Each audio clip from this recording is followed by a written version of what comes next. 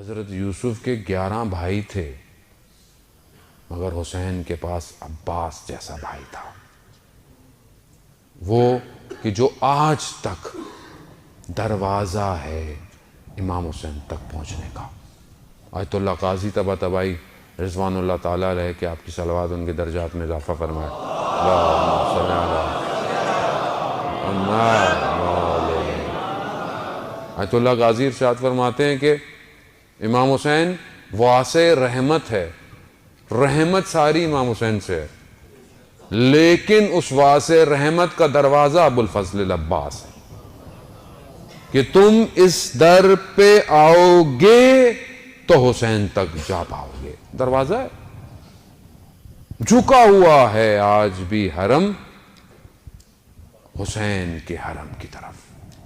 اس لیے تو کہا جاتا ہے کہ جب پہلے زیارت پر جاؤ تو کہاں جاؤ؟ پہلے قاضی عباس کی زیارت کرو، اجازت لو، ادب کا تقاضا ہے۔ استاد فاطمی نے کہتے ہیں بعض لوگ بڑی بے ادبی کرتے ہیں، میں نہیں آؤں گا آئندہ، مولا میری یہ بات قبول نہیں ہے۔ کیا وہ بہتر جانتے ہیں تمہارے لیے بہتر کیا ہے؟ مولا میں تو یہ کیا، مولا میں نے وہ کیا۔ نہیں عزیزان محترم، جس عباس نے اپنے امام کے آگے آج تک آنکھیں نہ بلند کی ہوں، اس کے حرم پر آنکھیں جھکا کے جانا چاہیے، دلوں کو جھکا کے جانا چاہیے۔ عطا عباس ہی کے پاس ہے۔ عباس نے اپنے 2 بازو تو دیے کربلا میں، لیکن ساری قدرتوں کو سمیٹ لیا اپنے اندر۔ اب آپ جائیں مانگے ایک خادم کہ جو کہتے ہیں کہ 12 نسلوں سے ہم حضرت عباس کے حرم کے خادم ہیں۔ عباس آل شیخ کشوان، کشوان کہتے ہیں جوتے رکھنے والے، جو جوتے رکھتے تھے نا، 400 سال سے زیادہ ان کے خاندان نے حضرت عباس کی حرم کی خدمت کی، چابی ہمیشہ سرداب کی ان کے پاس رہتی تھی۔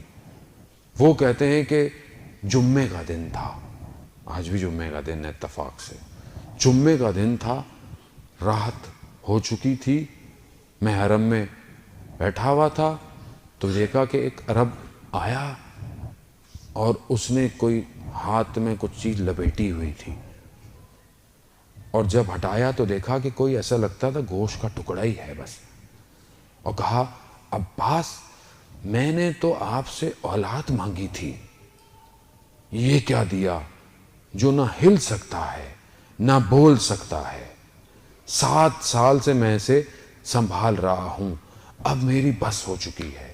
یہ کہہ کر اس نے اس بچے کو جو کہ گوشت کا ٹکڑا ہی تھا زری کی طرف پھینکا اور فوراً باہر نکل گیا، اور زری سے وہ بچہ جب ٹکرایا تو کہتے ہیں اتنی آواز آئی کہ باہر ایوانوں تک آواز آئی۔ دوڑتا وہ شخص کہتا ہے کہ میں گیا کہ کہیں بچے کو لگ نہ گئی ہو، میں نے کہا تھا عجیب شخص ہے، اس طرح اولاد کو اپنی پھینک کر چلا گیا۔ میں نے بچے کو اٹھایا، اپنے آغوش میں اٹھایا، اپنی آبا کبا کے اندر اس کو لیا، اس کو بٹھایا۔ کہتا ہے 12:30 بجے یہ واقعہ ہوا، 1 بجے بچے کو میں نے دیکھا کہ اس کی آنکھوں میں آنسو آنا شروع ہو گئے، پھر میں نے دیکھا اس کے ہاتھوں میں حرکت شروع ہو گئی ہے، مجھے وہم سا ہوا، لیکن میں نے دیکھا تھوڑی دیر میں اس کے پاؤں میں بھی حرکت شروع ہو گئی ہے۔ میں نے باقی خداموں کو بلایا تو انہوں نے بھی دیکھا کہ ہاں صحیح ہوا، تھوڑی دیر میں بچہ اپنے پاؤں پہ کھڑا ہو گیا۔ صلی اللہ محمد وعلی محمد۔